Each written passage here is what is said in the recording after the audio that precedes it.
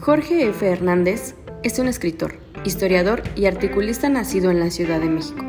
Su novela, La emperatriz de Lavapiés, quedó finalista en el Premio Internacional de Novela Alfaguara. Además de su carrera como novelista, Hernández es también un ensayista prolífico. En este género, ha publicado varios libros sobre temas literarios, culturales y políticos. Sus ensayos han sido recopilados en los libros como Las manchas del arte y el misterio de la insinuación, Espejo de historias y otros reflejos y Signos de admiración. La obra de Hernández se caracteriza por su estilo poético y reflexivo, así como por la exploración de temas como la identidad, la memoria, la historia y la política. Hernández ha sido colaborador en las revistas Vuelta, Artes de México, FMR, Matador y en los periódicos Novedades, Reforma y El País de España. En esta charla Cazul platicará acerca de Cochabamba, su libro más reciente. Hola, ¿qué tal, Jorge? Hola, querida amiga. Tenías problemas el otro día con internet, ¿verdad? Sí, hombre, es que andaba yo en Cádiz Ajá. y me cortaron la línea telefónica Ah, por ok. exceso Ah. de pago y eso causó, bueno, hasta nos quedamos sin televisor, un desmadre, pero ya estoy en orden. Perfecto. Bueno, vamos a empezar. Esta es una charla para la Casa Universitaria del Libro, para la UNAM. Ah, qué maravilla. Bueno, muy contentos de recibirte. Es un honor para nosotros, sobre todo para hablar de esta novela que me pareció absolutamente divertida.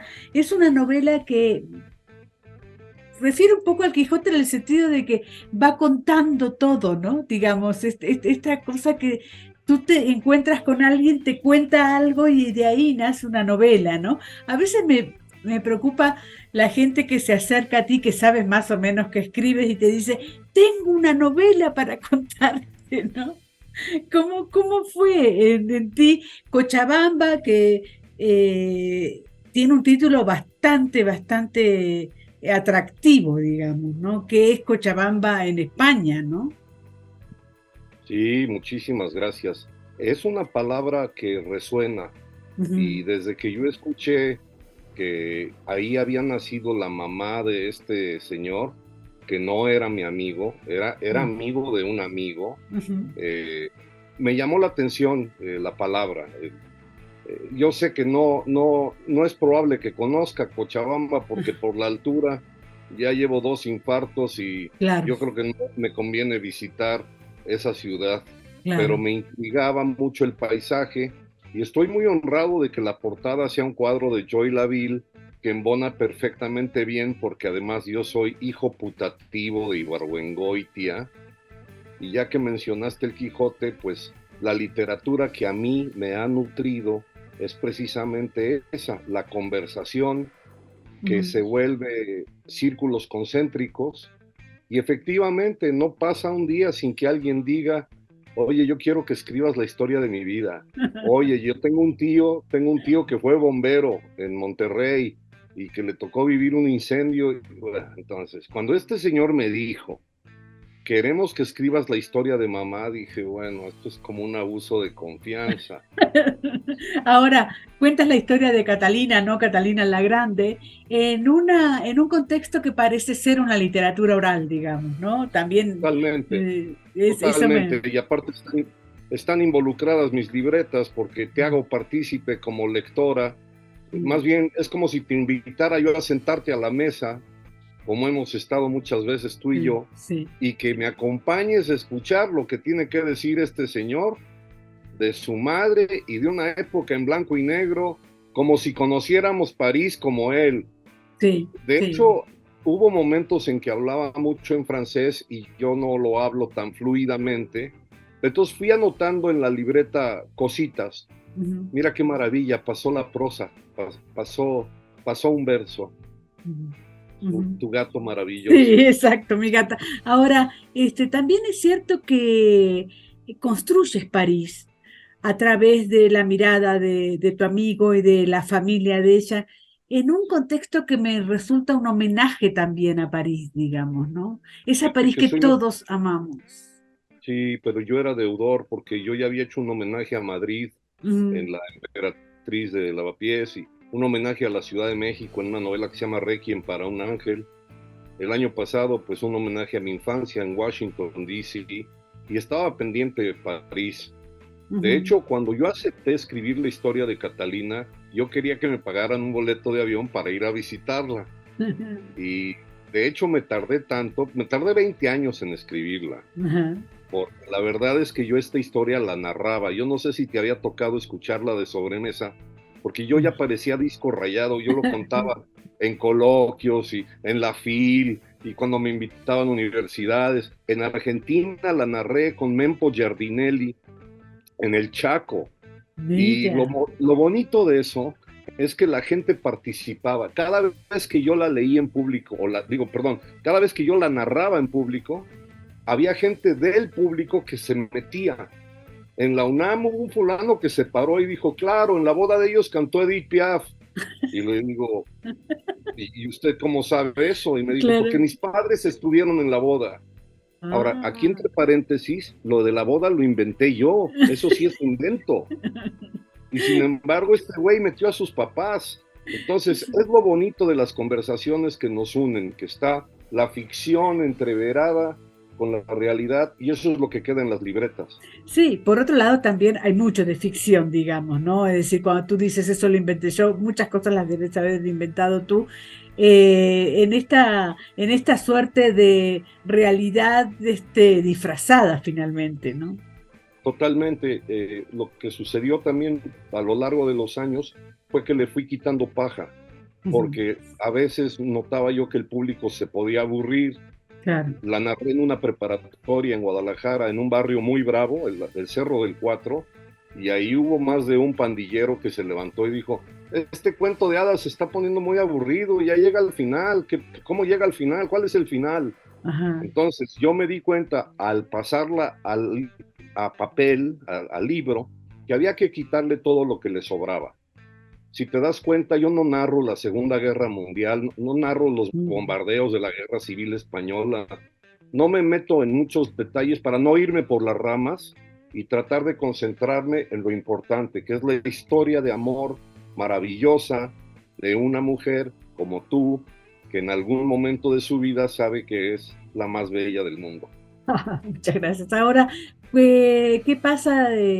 Pareces ser un músico, ¿no? Que estrenas una canción, vas estrenando una canción y vas viendo cómo reacciona el público, ¿no? Eres un único caso de novelista que yo conozco, me parece, ¿no? Totalmente, porque yo siempre he querido ser como Fito Páez. Y a veces Fito alarga los versos y a veces acorta. Charly García también era capaz de medir el decibelaje de los aplausos y decir, vale, ¿quieren otra canción? O mejor ya aquí cortamos y termino. Sí. Yo la grabé en la radio, lo cual me sirvió a la hora de escribirla. Escuché mi grabación y un alumno mío de la Escuela de Escritores Fuente Taja me había grabado también narrándola en clase.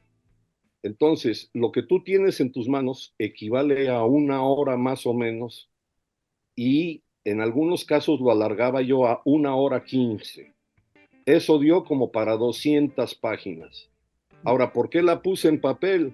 Pues porque me había quedado desempleado. Yo tenía un empleo en la Embajada de México, como tú sabes, sí. Y personas que me quieren mucho, como tú, me habían alentado a levantarme y a no sentirme derrotado, y una manera de hacerlo fue poner esto en papel, y la otra que conseguí trabajo de librero.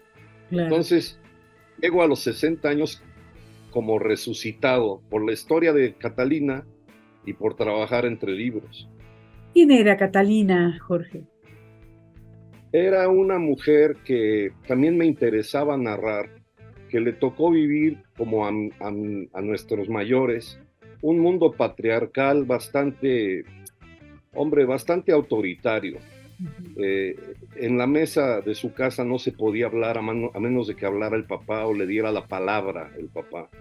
Ese patriarca era bastante represor, y cuando se entera que ella se entera que es muy bella desde que nació, pero un obrero, un hombre de una clase que no correspondía a la de la familia, manifestó que se había enamorado de la hija y este señor se la llevó a vivir a Francia. En realidad, la novela transcurre en París, pero el título hace una alusión a que ella en el fondo nunca dejó de pensar en Cochabamba. Ella se sentía boliviana, aunque ya cuando yo hablé con ella, hablaba español con acento francés. Parecía una mujer francesa por teléfono, por lo menos. Era una mujer que cuando conoció al amor de su vida en París, un noble, se liberó de las cadenas del patriarcado, digamos, opresor, y conquistó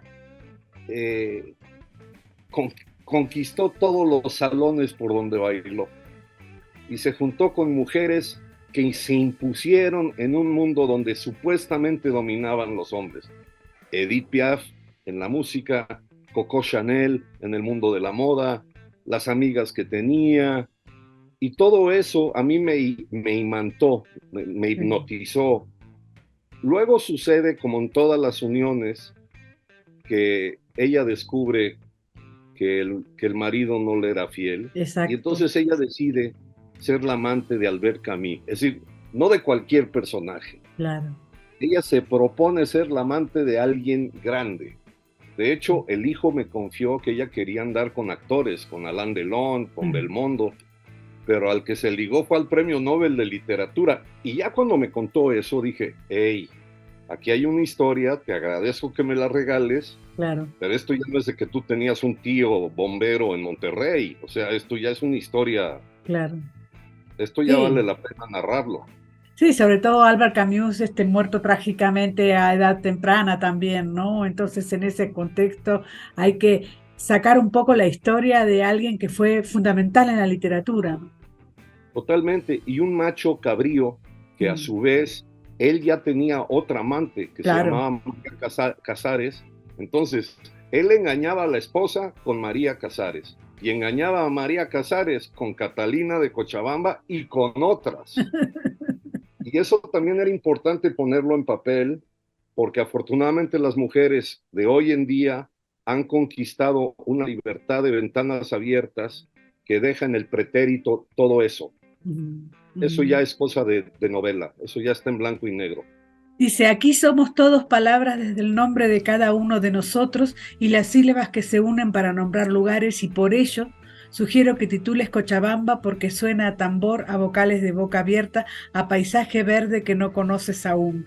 ¿Qué significó para ti poner Cochabamba? Porque cuando tú me dijiste la otra vez que habías titulado Cochabamba tu novela, yo me imaginé una historia de guerrilleros, una historia cercana al Che, no sé por qué, ¿no? Porque Cochabamba suena un poco a eso también, ¿no? Claro, sí, pues también hubo amigos míos que pensaron que había yo hecho la biografía de Evo Morales.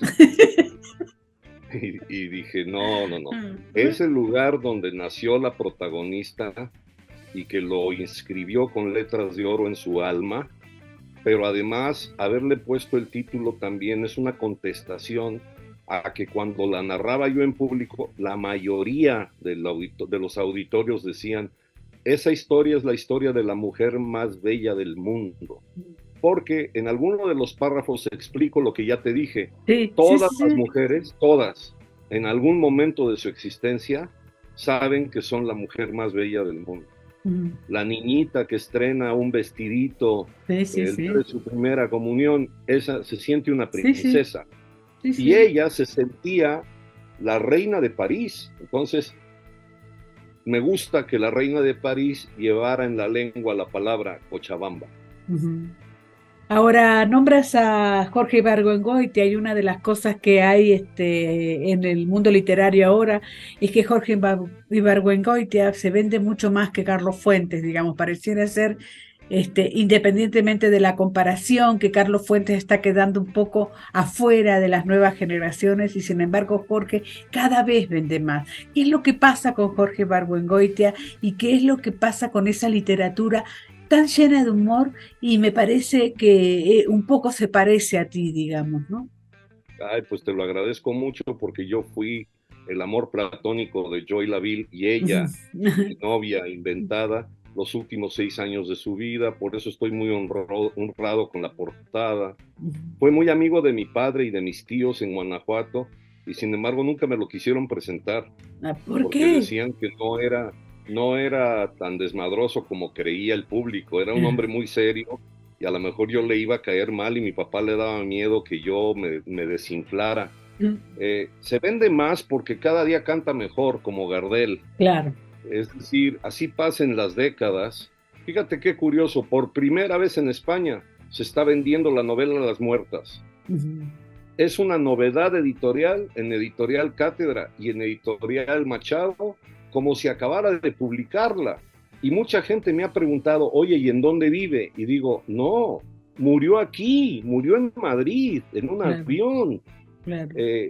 Ahora, yo heredé de él, a través de mi maestro Luis González y González, un habla muy guanajuatense, muy del Bajío, que tiene que ver con un estado de ánimo, que es saber escuchar y procurar conversar con sazón. Eso es la sobremesa. De ahí nace esta novela y ahí espero que termine, que es que las personas que la lean, sobre todo gracias a tu entrevista, compren un ejemplar para digestión propia y otro para regalarlo, y que luego se arme la chorcha para hablar de Catalina. Ahora, independientemente de Jorge Ibargüengoitia, ¿cómo ves a la literatura mexicana ahora? Estoy muy orgulloso, sobre todo de las jóvenes, dos de ellas que en los papeles dicen que fueron mis alumnas, pero en realidad ellas fueron mis maestras, Valeria Luiselli, Verónica Gerber, Fernanda Melchor, que la conocí antes de que publicara, y ellas están partiendo el bacalao. Veo mucho joven hispanoamericano conquistando los cenáculos de la península, y me da, por un lado, mucha envidia, porque tienen toda la vida por delante y van a seguir cuajando obras maestras, y por otro lado me da mucho asombro. Celebro que también son muy buenos lectores.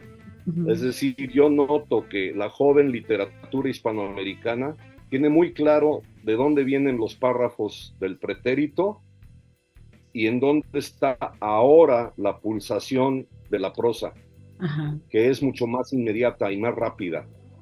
También se lee mucho más Rosario Castellano, ¿no? Poner las escritoras olvidadas, digamos, también. Fue un acierto, una antología que publicaron hace 2 años, Vindictas. Que se llama Vindictas. Y eso ha sido un triunfo porque ha permitido que descubran autoras como Rosario Castellanos, María Luisa Elío, Elena Garro, que yo había incluido a Elena Garro en una antología de cuentos hace 20 años para el Fondo de Cultura Económica. Nunca se había incluido un relato de mujer en una antología de cuentos mexicanos. Pues ahora eso ya cambió. Y si me apuras, yo creo que para allá va el futuro, que es reconocer toda la belleza que está en las letras en todos los géneros. ¿Qué les pasaba? Sí, ¿qué les pasaba a esas mujeres que no las reconocían en esos momentos? Porque escribían. Porque totalmente. La rescatamos. Había un clima como de patriarcado boliviano, era como el papá en la mesa que decía, en este momento, cállate. O, qué divertido que haces versitos, pero escríbelos en servilletas y compártelos en la cocina, ¿no? No en la plaza pública. Acuérdate que la verdad es que también por eso me llamaba la atención lo de Catalina. Catalina rompe con eso y ella se va a bailar ya sin chaperón, ya sin vigilancia. Y es la maravilla de poder caminar libremente por Champs-Élysées tomada de la mano de una persona a la que amas sin que te importe el qué dirán. Eso es lo que nos ayudó con mucho trabajo a llegar al mundo en el que vivimos hoy.